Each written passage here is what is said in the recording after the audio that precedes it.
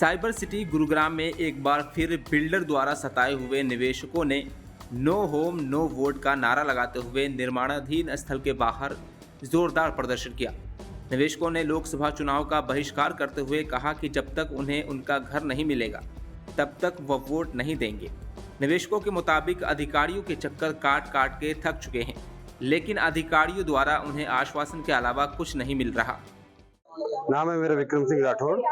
हमने एक एसोसिएशन भी बनाई हुई है और हमने लगभग इनमें 15 से 20 केस के अराउंड हमने रेरा में डाले हुए हैं। तो सबसे बड़ी प्रॉब्लम ये है, इवन ये लोग रेरा के जो कोर्ट ऑर्डर हैं उनको भी ऑनर नहीं कर रहे हैं, उसका भी कोर्ट कंटेम्प्ट ऑफ कोर्ट कर रहे हैं।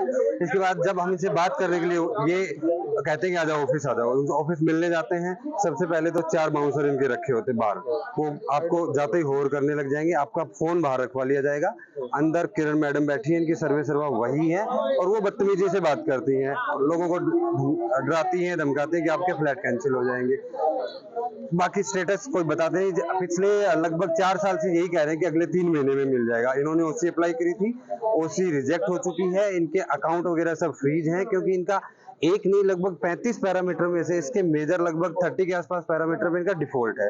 अभी रेरा ने एक्शन लेते हैं, उनके सबके अकाउंट फ्रीज कर दिए हैं। अभी हमें मतलब कुछ नहीं दिख रहा, भविष्य यहाँ सब अंधकार में है, घर मिलेगा नहीं मिलेगा। मतलब एक तरफ हम रेंट पे कर रहे हैं, एक तरफ लोन की ईएमआई पे कर रहे हैं, दूसरी तरफ हरासमेंट है वो अलग है, तीसरी तरफ कोर्ट में जा रहे हैं। कोर्ट में भी ये आज तक आप इनके जितने केस चल रहे हैं, इवन इनके अगेंस्ट 10-15 वर्डिक्ट आ चुके हैं डीपीसी के, जिनमें ऑर्डर आ गया इनको डिले पेमेंट चार्ज करना, किसी में भी ये प्रेजेंट ही नहीं होते हैं और एक आध बार प्रेजेंट होके जस्ट टाइम बाई करते हैं कि सर हमें टाइम दीजिए।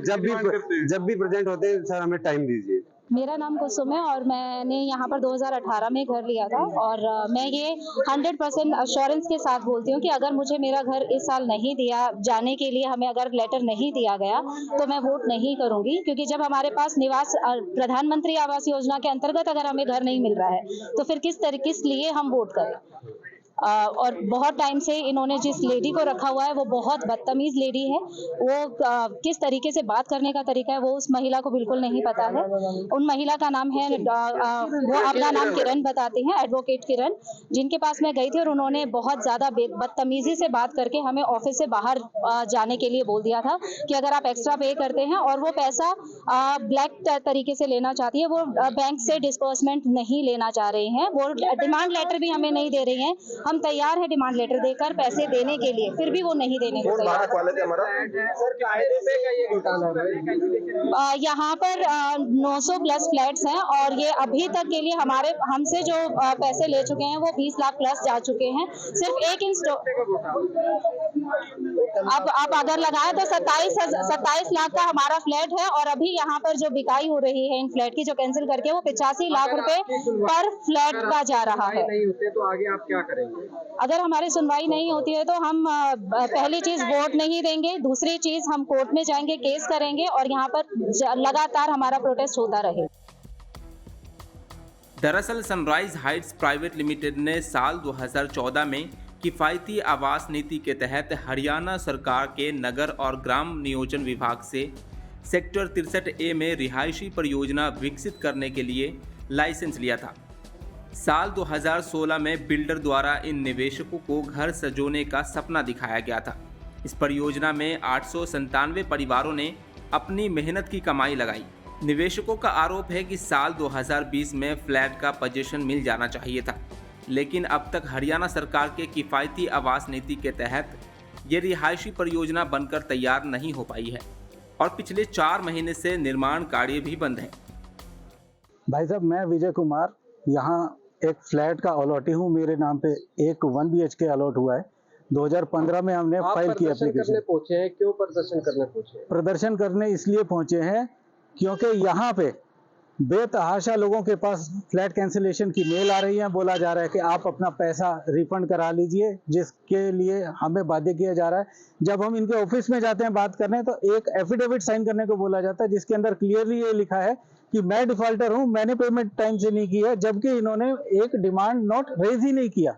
अभी देखिए, मैं पिंजौर से आया हूं रात को, आज सुबह पहुंचा हूं और यहाँ पे प्रदर्शन करने के लिए मजबूर हूँ। क्यों? क्योंकि मेरा फ्लैट इन्होंने अब तक अलॉट ही नहीं किया। कब आपने फ्लैट खरीदा था और कब आपको फ्लैट देने के लिए बोला गया था?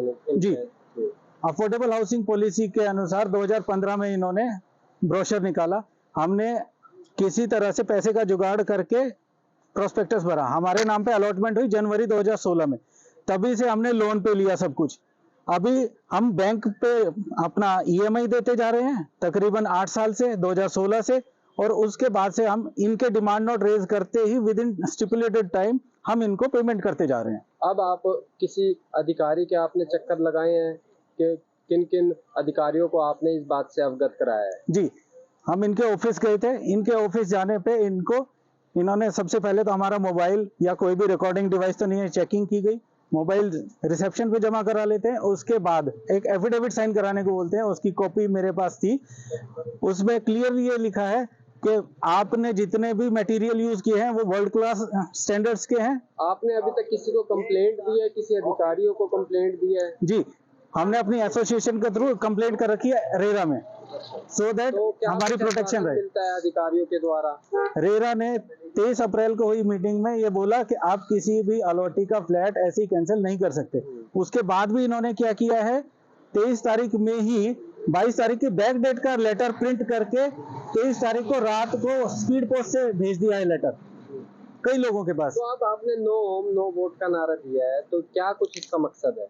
मकसद यही है कि जितने भी पॉलिटिशियंस हैं, जितने भी उम्मीदवार इस एरिया में उतरे हुए हैं, और ये सरकार जो कि सिर्फ बड़े लोगों के साथ ही रहती है। अब कल ही आप देखेंगे माहिरा वाले अरेस्ट हुए हैं।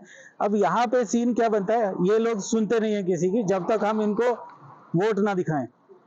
सीन सिर्फ इतना है। तो आगे की आपकी रणनीति क्या रहने वाली है? आगे आप क्या कार्रवाई करने वाले हैं? देखिए, हम अपनी एसोसिएशन के साथ मिलके एक साथ सब चलेंगे और इसके ऊपर प्रेशर बनाते रहेंगे जब तक हमें फ्लैट नहीं मिल जाता। मेरा नाम कीर्ति है, मेरा यहाँ पे D44 फ्लैट नंबर है। 3 साल से इन्होंने तंग किया हुआ है। बैक डेट का ये लेटर इशू करके और हमको ऑफिस में बुला के धमकाते हैं, मोबाइल रख लेते हैं और बोलते हैं कि एफिडेविट पे साइन करो और क्या कहते हैं हम आपको नहीं देंगे, नहीं तो पैसे ज्यादा लो और तब हम देंगे, और देना उन्होंने फिर भी नहीं है। ये किरण मैम, बहुत किरण कहना चाहिए मुझे, मैडम तुम नहीं बोलना चाहिए क्योंकि लायक ही नहीं है बंदी। ये यहाँ खड़े होके हंस रही है, हम यहाँ खड़े हुए हैं इनसे बात करना चाह रहे हैं और ये इतनी गंदी हिस्टेरिकल हंसी हंस रही है, मतलब इनको हमारे पर बिल्कुल मतलब है ही नहीं कि इनको नमस्ते कर, मतलब बोल रहे हैं कि यार क्यों कर रहे हो हमको, बट नहीं समझ रही है ये। तो मैडम क्या इस बार आपने कहा है नो होम नो वोट? नहीं, बिल्कुल भी नहीं, 1% भी वोट नहीं दूंगी मैं। आपकी बुकिंग अरे हमारा 3 साल से, एक तो पोजीशन 3 साल लेट है, ठीक है, 3 साल से हम वेट कर रहे हैं। 3 साल पहले पोजीशन आ जाना चाहिए था। मुझे अच्छे से ध्यान है, कोविड से पहले इन्होंने हमको दे देना था। कोविड भी था, हमने कहा चलो कोई बात नहीं, उसके बाद भी 3 साल हो चुके हैं कोविड को बीते हुए। ऐसे में निवेशकों को सेक्टर 63 में निर्माणाधीन प्रोजेक्ट के बाहर प्रदर्शन करने पर मजबूर होना पड़ रहा है। निवेशकों का कहना है कि अगर उन्हें उनका घर नहीं मिलता तो वह बिल्डर के खिलाफ जल्द ही कानूनी कार्रवाई करेंगे। फिलहाल इन निवेशकों को कब तक इनके हक का घर मिलता है, देखने वाली बात जरूर होगी। दैनिक सवेरा के लिए गुरुग्राम से अनुज पांचाल की रिपोर्ट।